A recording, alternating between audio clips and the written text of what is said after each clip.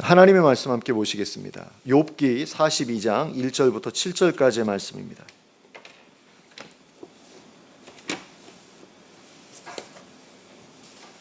욥기 42장 1절부터 17절까지의 말씀을 함께 합독하도록 하겠습니다. 함께 읽겠습니다. 시작. 욥이 여호와께 대답하여 이르되 주께서는 못하실 일이 없사오며 무슨 계획이든지 못 이루실 것이 없는 줄 아오니 무지한 말로 이치를 가리는 자가 누구니이까. 나는 깨닫지도 못한 일을 말하였고 스스로 알 수도 없고 헤아리기도 어려운 일을 말하였나이다. 내가 말하겠사오니 주는 들으시고 내가 주께 묻겠사오니 주여 내게 알게 하옵소서. 내가 주께 대하여 귀로 듣기만 하였사오나 이제는 눈으로 주를 배움나이다. 그러므로 내가 스스로 거두어 드리고 티끌과 제 가운데에서 회개하나이다. 여호와께서 욥에게 이 말씀을 하신 후에 여호와께서 대만 사람 엘리바스에게 이르시되 내가 너와 내 두 친구에게 노하나니 이는 너희가 나를 가리켜 말한 것이 내 종 욥의 말같이 옳지 못함이니라. 그런즉 너희는 수소 7과 수량 7을 가지고 내 종 욥에게 가서 너희를 위하여 번제를 드리라. 내 종 욥이 너희를 위하여 기도할 것인즉 내가 그를 기쁘게 받으리니 너희가 우매한 만큼 너희에게 갚지 아니하리라. 이는 너희가 나를 가리켜 말한 것이 내 종 욥의 말같이 옳지 못함이라. 이에 대만 사람 엘리바스와 수아 사람 빌닷과 나아마 사람 소발이 가서 여호와께서 자기들에게 명령하신 대로 행하니라. 여호와께서 욥을 기쁘게 받으셨더라. 욥이 그의 친구들을 위하여 기도할 때 여호와께서 욥의 곤경을 돌이키시고 여호와께서 욥에게 이전 소유보다 갑절이나 주신지라. 이에 그의 모든 형제와 자매와 이전에 알던 이들이 다 와서 그의 집에서 그와 함께 음식을 먹고 여호와께서 그에게 내리신 모든 재앙에 관하여 그를 위하여 슬퍼하며 위로하고 각각 캐시타 하나씩과 금고리 하나씩을 주었더라. 여호와께서 욥의 말년에 욥에게 처음보다 더 복을 주시니 그가 양 14,000과 낙타 6,000과 소 1,000겨리와 암나귀 1,000을 두었고 또 아들 7과 딸 3을 두었으며 그가 첫째 딸은 여미마라 이름하였고 둘째 딸은 그시아라 이름하였고 셋째 딸은 게렛 합북이라 이름하였으니 모든 땅에서 욥의 딸들처럼 아리따운 여자가 없었더라. 그들의 아버지가 그들에게 그들의 오라비들처럼 기업을 주었더라. 그 후에 욥이 140년을 살며 아들과 손자 4대를 보았고 욥이 늙어 나이가 차서 죽었더라. 아멘. 많은 기독교인들이 오해하고 있는 것 가운데 한 가지가 예수를 잘 믿으면 모든 일을 하든지 언제나 형통하고 언제나 건강하게 살아갈 수 있을 것이라고 생각하는 것입니다. 물론 구약성경, 특히 구약성경 중에서도 신명기 사관에 따라 기록된 내용들을 보면 그 말이 틀리지 않은 것처럼 생각되기도 합니다. 신명기 사관이라고 하는 것은 신명기에 기록된 그 역사관이거든요. 근데 그 역사관에 따라서 쓰여진 그런 책들을 보면 하나님을 잘 섬기면 하나님께 복을 받는다라는 그런 내용이 기록되어 있는데 바로 그것을 이야기하는 것입니다. 그래서 지혜서의 하나인 잠언에 기록된 내용만 보더라도 하나님을 경외하고 하나님의 말씀에 순종하면 하나님께 복을 받을 것이다 라고 말씀하고 있는 것을 볼 수 있습니다. 그러나 성경에서는 그런 일반적인 경우와 더불어 예외적인 경우도 있다고 말씀하고 있습니다. 특히 지혜서 중에 하나인 욥기에서 그와 같은 경우에 대해 말씀하고 있는 것을 볼 수 있습니다. 욥기의 주인공인 욥이라는 사람은 하나님께서 칭찬하실 정도로 의로운 사람이었습니다. 욥기 1장 1절에 이렇게 기록되어 있습니다. 우스 땅에 욥이라 불리는 사람이 있었는데 그 사람은 온전하고 정직하며 하나님을 경외하며 악에서 떠난 자더라. 자, 여기에 기록되어 있는 것처럼 욥은 누가 보기에도 하나님께 복을 받을 만한 그런 사람이었습니다. 그리고 실제로 욥은 하나님께 큰 복을 받아 풍요롭게 살아가고 있었습니다. 욥기 1장 2절과 3절에 이렇게 기록되어 있습니다. 그에게 아들 7과 딸 3이 태어나니라. 그의 소유물은 양이 7,000마리요 낙타가 3,000마리요 소가 500겨리요 암나귀가 500마리이며 종도 많이 있었으니 이 사람은 동방 사람 중에 가장 훌륭한 자라. 자, 일단 그에게는 많은 자녀가 있었습니다. 그리고 이것은 그 당시에 하나님께 큰 복을 받았다는 증거였습니다. 그리고 그에게는 수많은 재산도 있었습니다. 그리고 그가 살고 있던 지역에서는 가장 훌륭한 사람이라고 존경받고 있었습니다. 그리고 이러한 욥의 모습은 우리도 하나님 앞에서 온전하고 정직하여 하나님을 경외하며 악에서 떠난 자로 살아가기만 한다면 욥처럼 큰 복을 받겠구나라는 마음을 갖게 해줍니다. 하지만 이렇게나 형통했던 욥의 삶은 어느 한순간에 완전히 허물어져 버리고 말았습니다. 그의 많은 재산이 한순간에 날아가 버렸고 그의 자녀들도 다 같이 한자리에 모여 있다가 순식간에 죽어버렸고 그의 건강마저도 한순간에 사라져 버렸습니다. 그래서 욥은 자신의 생일을 저주하는 지경에까지 이르게 되었습니다. 그런데 우리에게 있어서 생일을 저주했다는 말은 그리 친숙한 표현이 아닙니다. 그러므로 이 말을 우리에게 친숙한 표현으로 바꾸어 본다면 차라리 세상에 태어나지 않았으면 얼마나 좋았을까라고 생각했다는 것이라고 할 수 있겠습니다. 그런데 우리 같았으면 이렇게 말할 뿐 아니라 차라리 죽는 게 낫겠다라고 말하거나 아니면 하나님이 정말로 계시다면 어떻게 나한테 이러실 수 있어 라고 하면서 하나님을 원망했을지도 모릅니다. 그런데 욥은 자신의 생일을 저주하는 데서 멈추고 더 이상 나쁜 방향으로 나아가지 않았습니다. 그는 하나님과 친구들 앞에서 자신의 무고함을 호소했을 뿐이었습니다. 그러던 중에 하나님께서 욥에게 찾아와 주셨습니다. 그리고 그에게 말씀하셨습니다. 욥기 38장 1절부터 3절까지에는 이렇게 기록되어 있습니다. 그때에 여호와께서 폭풍우 가운데에서 욥에게 말씀하여 이르시되 무지한 말로 생각을 어둡게 하는 자가 누구냐? 너는 대장부처럼 허리를 묶고 내가 내게 묻는 것을 대답할지니라. 그리고 이 말씀에 이어 여러 가지 질문을 욥에게 던지셨습니다. 2장에 걸쳐서 많은 질문을 던지셨는데요. 그 질문들 가운데 욥이 대답할 수 있는 질문은 하나도 없었습니다. 하나님께서는 그와 같은 질문들을 통해 욥으로 하여금 자신의 무지를 깨닫게 하셨습니다. 자신으로서는 세상을 움직이시는 하나님의 계획과 방식을 도저히 이해할 수 없다는 사실을 욥에게 깨닫게 하셨습니다. 그리고 그와 같은 사실을 깨닫게 된 후에 욥은 하나님께 이렇게 고백했습니다. 욥기 42장 2절과 3절 말씀입니다.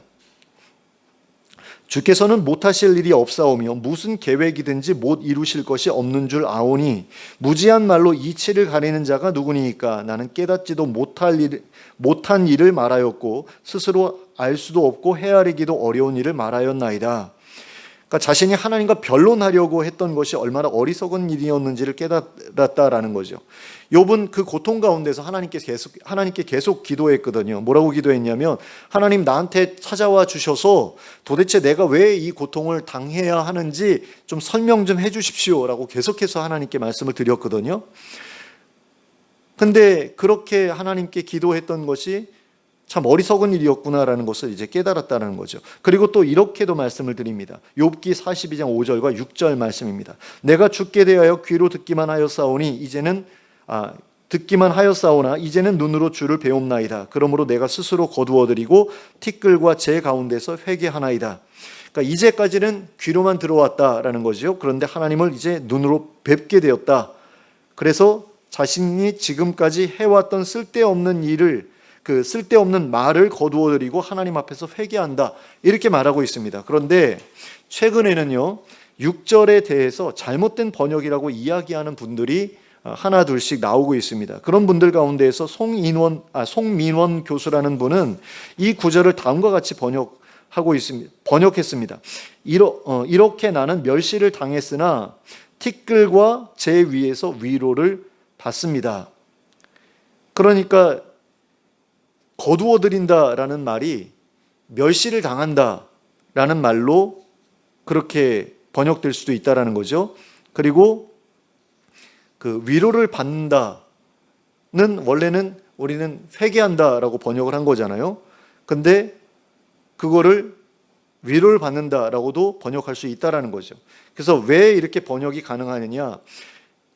우리가 지금까지 보아왔던 그 6절에 기록된 내용은 목적어가 빠져 있는 목적어가 빠져 있는 동사를 번역을 하다 보니까 목적어를 뭘 넣어야 될지를 모르겠는 거예요. 그래서 성경 번역본마다 다 다르게 번역이 되어 있대요. 저도 살펴봤더니 거의 비슷하긴 한데 조금씩 다 다르거든요. 근데 이것을 그냥 자동사가 아니라 타동사로 그냥 수동태로 번역을 하면 이게 이런 식으로 번역이 된다라는 거예요. 내가 당했다라는 거죠. 멸시를 당했다. 그리고 내가 위로를 받았다. 그러면서 내가 직접적으로 뭘 한 게 아니라, 내가 거두어드리고 내가 회개한 게 아니라 내가 당한 거, 내가 멸시를 당한 거, 그리고 내가 위로를 받은 거, 이런 식으로 번역을 하면 이 번역이 굉장히 매끄러워지고 여러 가지 문제가 해결이 된다라고 그렇게 얘기를 해요. 왜냐하면 하나님께서 나타나셔가지고 욥의 친구들을 막 혼내시잖아요. 니들이 나에 대해 말한 것은 욥이 나에 대해 말한 것보다 옳지 않아. 욥은 나에 대해서 옳게 얘기했어. 그러면 욥이 회개할 게 있어요, 없어요? 회개할 게 없어지죠. 그냥 어리석은 말을 했다, 어리석은 질문을 했다, 이게 벌받을 만한 일은 아니잖아요. 그래서 그걸 회개한다라고 말하는 게 영 이상하게 느껴졌다라는 분들이 계시는데, 그런 분들이 이런 식의 번역을 보면, 그러니까 내가 회개했다가 아니라 위로를 받았다는 말로 그렇게 이해를 하면 이런 문제들이 해결이 된다라는 거죠. 그래서 5절과 연결해서 해석하면 이런 이야기가 됩니다. 하나님께서 저에게 별로 관심이 없으신 줄 알았는데 이렇게 제 앞에 나타나 주셔서 직접 눈으로 뵐 수 있게 해주시고 또 제 편을 들어주시니 거기에서 제가 큰 위로를 받았습니다. 이렇게 고백했다라고 그렇게 이해할 수 있다라는 겁니다. 저도 이 해석에 동의를 해요.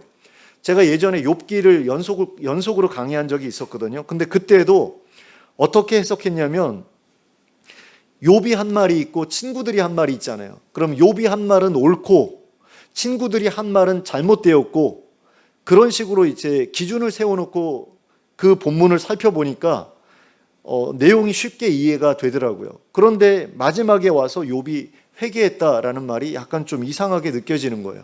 근데 다른 구절들도 되게 이상한 구절들이 많거든요. 그런데 그 이상한 구절들을 다른 번역으로 보면 다 해결이 됐어요. 뭐 표준 세번역이나 아니면 공동 번역을 보면 이게 이렇게도 번역할 수 있고 이렇게 번역해야 이게 문맥이 서로 연결이 되는구나, 이런 걸 깨달았는데 요 구절만큼은 되게 어려웠거든요. 6절만큼은. 근데 이 송민원 교수님이 번역한 이걸 보니까 딱 맞아 떨어지더라고요. 그래서 이렇게 해석하시면 돼요.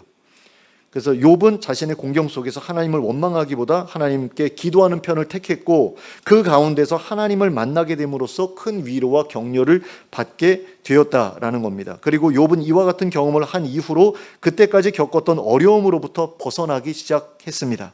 그가 가장 먼저 했던 일은 자신을 멸시하여 고통을 안겨주었던 친구들을 위해 기도하는 일이었습니다. 그리고 그때로부터 하나님께서 욥의 곤경을 돌이켜 주셨습니다. 욥기 42장 10절 말씀입니다.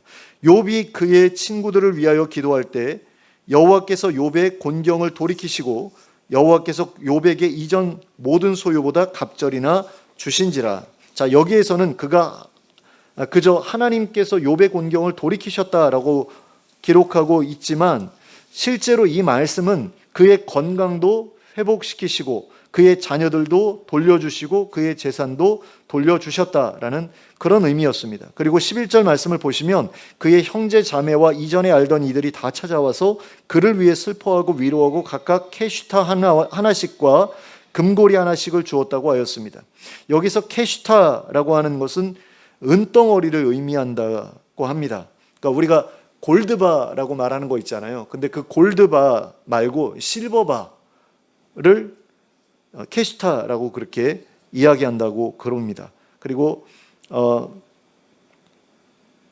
욥은 이렇게 얻은 자금을 가지고 이전의 사업을 다시 일으켰을 것입니다. 그리고 12절 말씀을 보시면 하나님께서 욥의 말년에 욥에게 처음보다 더 복을 주셨다라고 기록하고 있는 것을 볼 수 있습니다. 그래서 욥기 1장 3절에 기록되어 있는 욥의 재산보다 욥기 42장 12절에 기록되어 있는 재산이 2배나 더 많아진 것을 확인할 수 있습니다. 그리고 10절 후반부에서도 욥에게 이전 모든 소유보다 갑절이나 주셨다라고 기록하고 있는데요.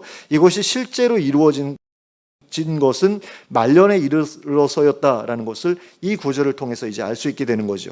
그리고 13절에서 욥이 아들 7과 딸 3을 두었다고 기록하고 있는 것을 보면 그 자녀들의 숫자가 처음에 있었던 자녀들의 숫자와 일치하는 것을 보게 됩니다.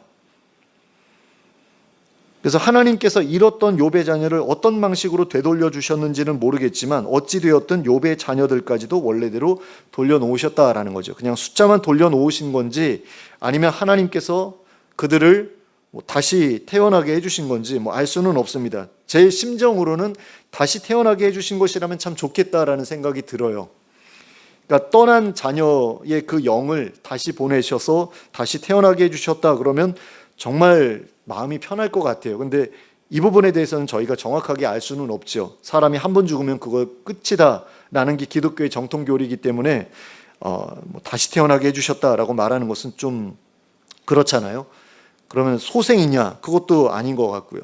그래서 조금 어려움이 있습니다만은 어쨌든 이건 이제 하나님에 대한 어떤 교훈을 주기 위해서 쓰여진 지혜서거든요.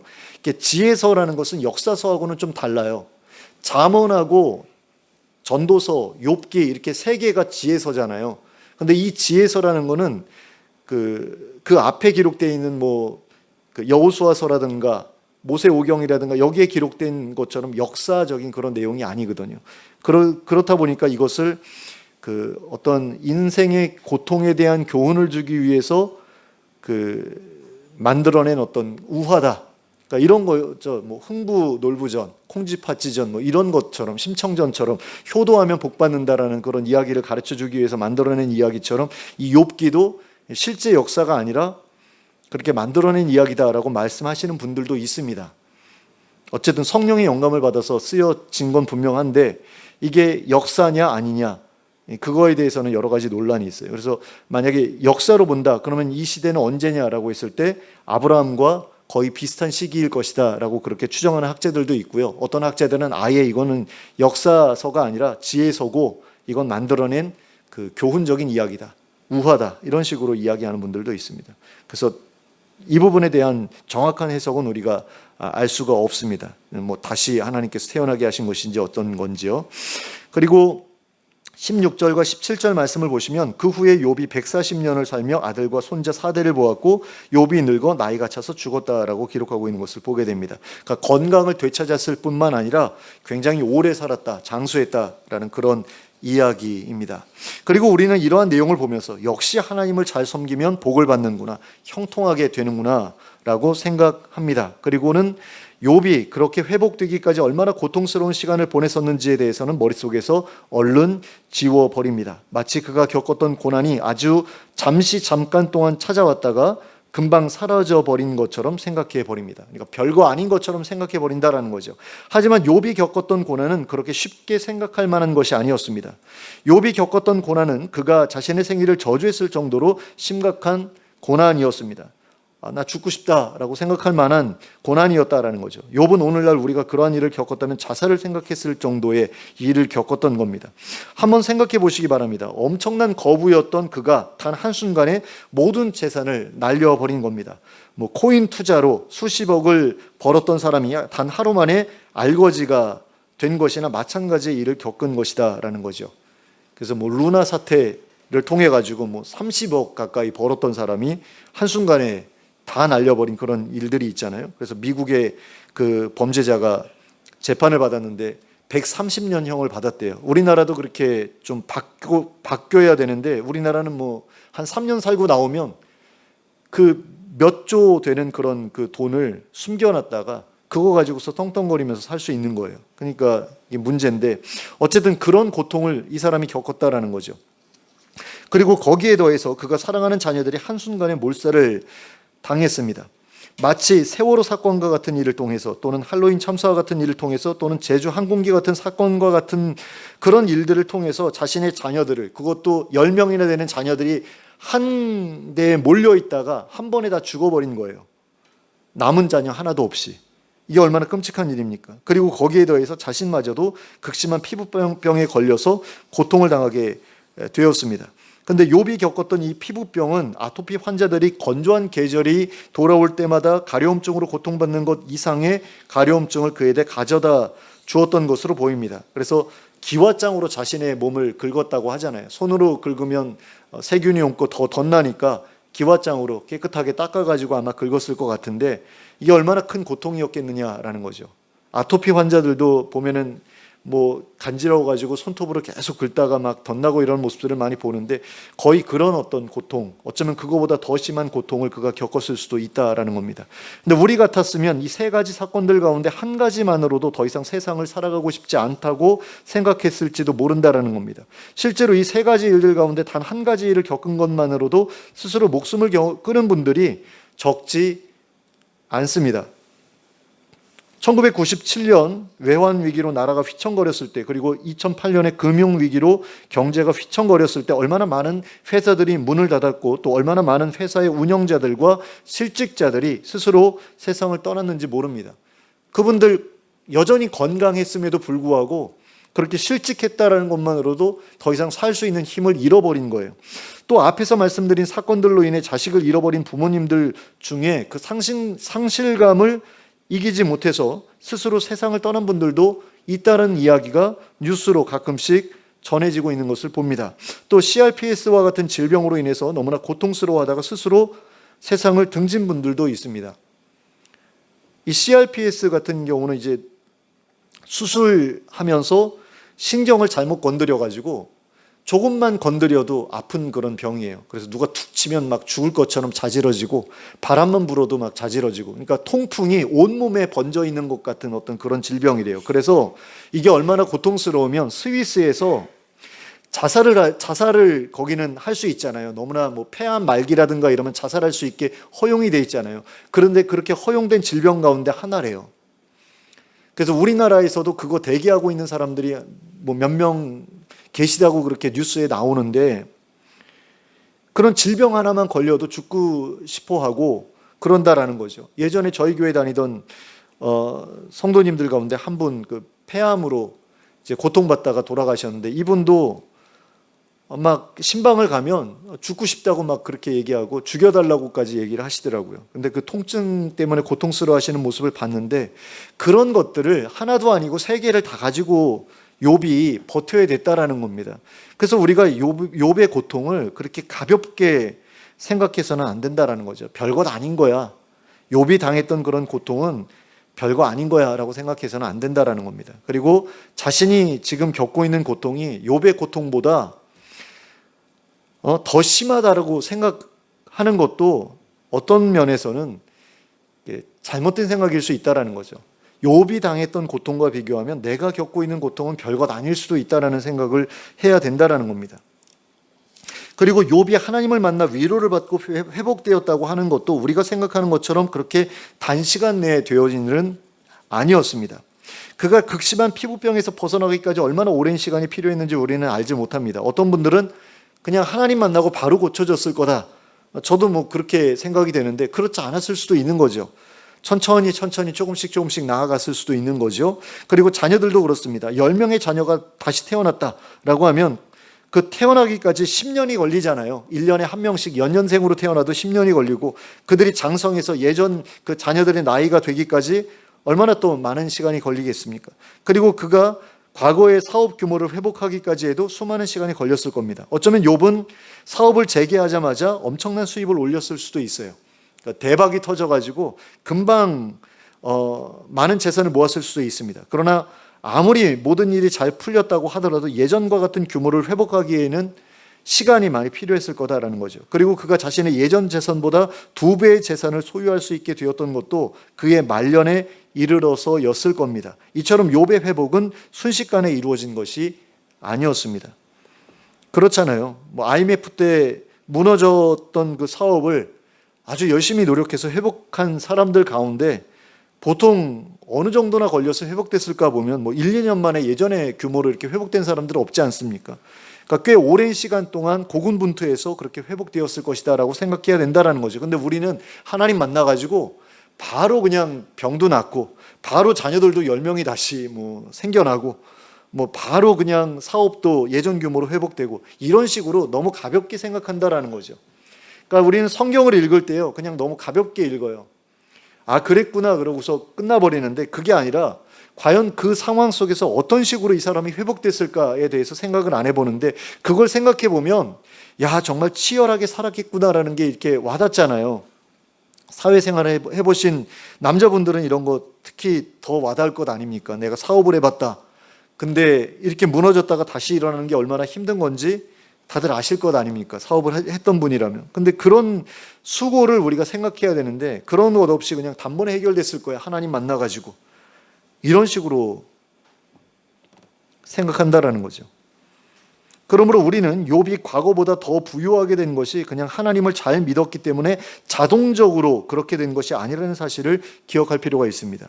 그가 그렇게 되기까지 자기 스스로의 엄청난 노력이 있었기 때문이라는 사실을 잊지 말아야 한다는 겁니다. 그러므로 예수님을 잘 믿으면 뭐든지 잘 될 것이라고 생각하는 그런 것, 거기에 너무 이렇게 묶여서 살아가지 않으셨으면 좋겠습니다. 그러니까 예수님 잘 믿어도 그리고 하나님 잘 섬겨도 때때로 어려운 일이 찾아올 수 있다. 기독교인이라고 그런 일 찾아오지 않는 것 아니다라는 것은 마음속에 가지고 살아가시는 게 필요하다라는 겁니다. 그리고 그런 일이 닥쳤을 때 어떻게 해야 할지에 대해서도 미리 마음에 좀 준비를 가지고 살아가셨으면 좋겠어요. 우리의 인생은 짧지 않고 그 기간 동안 얼마나 많은 어려움이 우리를 찾아올지 모르기 때문입니다. 그리고 그와 같은 어려움이 찾아올 때마다 욥의 모습을 기억하시기 바랍니다. 그가 어떻게 해서 회복의 전기를 마련했는지 기억하시기 바랍니다. 욥은 극심한 고통 속에서 하나님을 불렀습니다. 그리고 자신이 겪고 있는 고통에 대해서 간절히 호소했습니다. 왜 이런 고통이 자신에게 임했는지를 알려달라고 간절히 기도했습니다. 그러나 그는 그 질문에 대한 대답을 얻지 못했습니다. 그리고 이것은 하나님께서 욥에게 찾아오신 이후에도 마찬가지였습니다. 하나님 말씀 안 해주시거든요. 하나님, 내가 왜 이렇게 고통을 당해야 됩니까? 라고 물은 것에 대해서 전혀 대답 안 해요. 내가 얘기해주면 네가 알아들을 수나 있어. 뭐 이런 식의 반응이셨잖아요. 그럼에도 불구하고 욥은 하나님께서 자신을 찾아와 주셨다는 그 사실만으로도 충분하다라고 느꼈습니다. 그러니까 딱 만나 주셨을 때 이거면 충분해 라는 그런 마음을 갖게 됐다라는 거죠. 그리고 거기에서 위로를 받았습니다. 그리고 살아갈 힘을 다시 얻었습니다. 우리가 주목해야 할 부분이 바로 이 부분입니다. 우리가 삶의 고통 속에서 해야 할 일은 그 고통의 이유를 묻는 것이 아닙니다. 저는 그 고통의 이유를 그렇게 간단하게 정리했습니다. 세상이 망가져 버렸기 때문에. 우리가 에덴 동산 안에서 살고 있었으면 욥과 같은 고통을 왜 겪겠어요? 겪을 일이 없지요. 근데 우리가 에덴 동산에서 쫓겨났잖아요. 그래서 망가진 세상에서 살아가고 있지 않습니까? 그러니까 고통의 이유를 묻는 것은 저에게는 별로 중요한 그런 일이 아니라는 생각이 들어요. 그리고 욥기도 그렇게 얘기해 주고 있고요. 그 이유를 알게 된다고 해서 우리의 삶의 문제가 해결되는 것도 아니지 않습니까? 그러면 우리가 삶의 고통 속에서 해야 될 일은 무엇이지요? 하나님을 불러 하나님께 내 사정을 아뢰는 거죠. 하나님, 나 이렇게 힘듭니다. 그리고 하나님께서 그것을 관심 있게 지켜보고 계시는가? 이 사실을 확인하는 것, 그게 우리가 해야 될 일이다라는 겁니다. 그 일을 위해서 간절히 기도하는 게 우리가 고통 가운데서 해야 할 어쩌면 유일한 길이다라는 거죠. 하나님께 자신의 사정을 계속해서 아뢰는 가운데 하나님의 찾아오심을 경험하게 된다면 자신의 문제가 당장에 해결되지는 않는다고 할지라도 그 일을 통해 큰 힘을 얻을 수 있게 됩니다. 하나님과의 만남을 통해 큰 힘을 얻을 수 있게 된다라는 겁니다. 그리고 다시 살아갈 용기를 얻을 수 있게 된다라는 겁니다. 그리고 하나님께서는 그렇게 용기를 내어 다시 살아보려는 사람들에게 새로운 기회를 허락해 주십니다. 다시 일어설 수 있는 계기를 만들어 주십니다. 욥의 경우에는 그의 친족들을 통해서 다시 시작할 수 있는 자원을 공급받게 해 주셨습니다. 그래서 캐슈타라고 하는 그 실버바를 주거나 아니면 금고리를 주거나 하는 그런 선물들을 이제 주지요. 그래서 그걸 가지고 재기할 수 있었잖아요. 우리는 그의 친족들로 하여금 욥을 돕게 하신 분이 하나님이라는 사실을 기억해야 합니다. 그리고 하나님께서 이 모든 일을 허락하셨던 시점이 하나님께서 욥을 만나주신 다음부터였음을 기억해야 합니다. 그러니까 하나님이 욥을 만나주신 그 사건이 바로 욥의 삶이 회복되는 전환점이었다라는 것입니다. 지난 한 해 동안 우리는 많은 어려움을 겪으며 지내왔습니다. 정부와 의료계 사이의 분쟁으로 인해서 많은 환자들이 길에서 목숨을 잃었습니다. 그리고 급격한 물가 상승으로 인해서 먹고 사는 것이 더 힘들어졌고 많은 소상공인들이 사업을 접을 수밖에 없는 상황에까지 내몰렸습니다. 그런 가운데 난데없는 계엄령 선포로 인해서 환율이 올라갔고 대외 신인도는 추락했고 수출에는 비상이 걸렸습니다. 그리고 이런 상황 속에서 우리는 욥이 겪었던 것만큼은 아니더라도 매우 커다란 고통을 겪으며 지내와야 했습니다. 어떤 분들은 거기에 더해서 이제 개인적인 질병 때문에 또 가정 문제 때문에 고통을 겪어야 했겠죠. 그런데 이제 새로운 해가 시작되었습니다. 많은 분들이 작년과는 다를 것이라는 기대감을 가지고 새해를 시작하고자 하고 있습니다. 그러나 어떤 분들은 여전히 비관적인 전망 가운데 힘들어하고 있습니다. 그런 분들에게 욥이 겪었던 이 일들에 대해 살펴보시라고 권해드리고 싶습니다. 그리고 욥과 같이 하나님 앞에 자신의 어려움을 토로하시기를 권해드리고 싶습니다. 기도라는 것이 늘 우리에게 극적인 문제 해결을 가져다 주는 것은 아닙니다. 하지만 기도하는 일 말고는 우리가 할 수 있는 일이 아무것도 없을 때도 있습니다. 바로 욥이 처해 있었던 상황이 그런 상황이었습니다. 그런데 욥은 그런 상황 가운데서 하나님께 기도했습니다. 나의 상황에 관심을 가져달라고, 나를 멸시하는 이 친구들에게서 나를 건져달라고, 내가 왜 이런 고통을 겪어야 하는지 그 이유를 알려달라고 간절히 기도했습니다. 그리고 그러한 기도들 가운데 대부분의 기도는 응답받지 못했습니다. 하지만 단 한 가지만큼은 확실한 응답을 받았습니다. 그 응답은 하나님께서 그에게 찾아와 그를 대면하여 만나 주신 것이었습니다. 욥이 여러 가지 기도를 했잖아요. 그런데 거기 그 기도 가운데 하나님 나에게 좀 나타나 주셔서 나랑 좀 대화 좀 합시다라는 그런 기도가 있었거든요. 그 기도 하나 빼고는 아무것도 이루어진 게 없어요. 병도 낫지 않았어요. 심지어 하나님 만나기 전까지. 근데 하나님을 만나게 해달라는 그런 기도에는 하나님 응답해 주셨다라는 거죠. 그리고 그런 만남 이후로 그의 삶이 회복되기 시작했다라는 겁니다. 그래서 욥은 그 사건을 통해서 하나님과의 만남을 통해서 다시금 살아갈 용기를 얻을 수 있었습니다. 그러니까 작년의 어려움으로 인해 다시 일어설 수 없을 정도로 고통을 겪고 있는 분들에게 필요한 것도 바로 이와 같은 것이다 라는 이야기를 제가 드리고 있는 겁니다. 우리에게는 새로운 변화가 시작될 때까지 버틸 수 있는 힘이 필요합니다. 그리고 새로운 변화가 일어나게 되리라는 기대도 필요합니다. 그리고 이 모든 것은 하나님께서 우리에게 찾아오실 때 우리에게 주어집니다.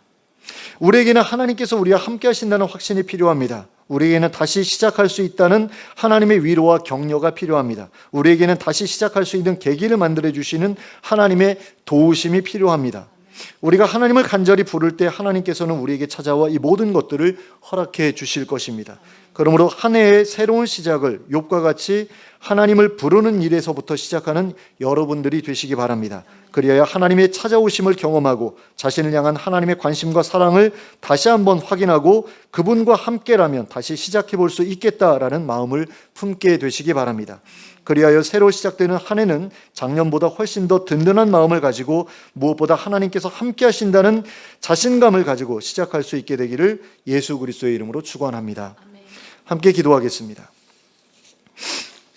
사랑의 하나님 아버지, 작년 한 해를 지나면서 우리의 삶 가운데 많은 어려움들이 찾아왔습니다. 그리고 새해가 시작되면서 그 모든 어려움으로부터 벗어나기를 원하는 그런 기대감을 우리 모두가 가지고 있습니다. 그러나 현실을 볼 때에 과연 작년보다 올해가 더 아름다울 수 있겠는가 하는 그런 의심이 들기도 합니다. 그러나 하나님께서 함께 해주신다면 이 모든 어려움으로부터 우리가 거뜬히 벗어날 수 있게 될 줄로 믿습니다. 하나님 저희에게 찾아와 주시길 원합니다. 저희를 만나 주시길 원합니다. 그리고 저희와 함께 하신다는 확신 주시길 원합니다. 그래서 저희가 용기 있게 다시 일어설 수 있게 해주시길 원합니다. 절망적인 생각을 버리게 하여 주시고 하나님을 의지하여서 새롭게 시작할 수 있다는 그런 기대감을 가지고 나아가는 한 해가 될 수 있도록 하여 주시옵소서. 그래서 올 한 해 동안 하나님께서 우리와 함께 하시는 그런